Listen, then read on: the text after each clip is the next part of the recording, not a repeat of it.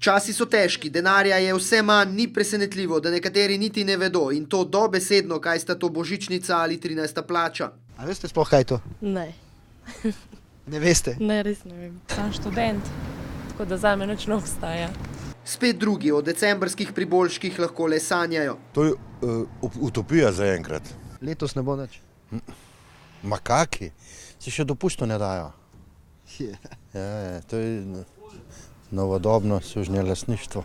A ni bilo vedno tako? Recimo 30 let nazaj ali pa 30 let zapovrstjo smo dobivali 13. plačo, pa lepo plačo.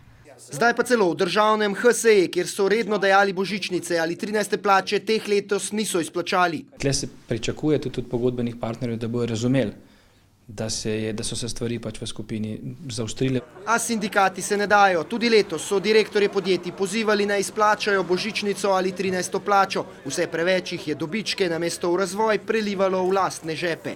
Če bi vsi dobički šli v tehnološki razvoj, potem bi bila Slovenija, Indija, Koromandija. Ampak večina dobičkov je šla, vemo kam.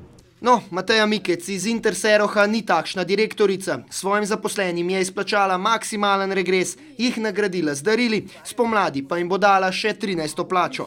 Podjetje smo sestavljeni iz ljudi in dejansko v primeru, da je podjetje uspešno, mislim, da imajo tudi zaposleni pravico do deleža tega uspeha. Saj kot pravi, je za podjetje najslabše to, da varčuje na ljudeh. Tako poslujejo le slabi menedžerji.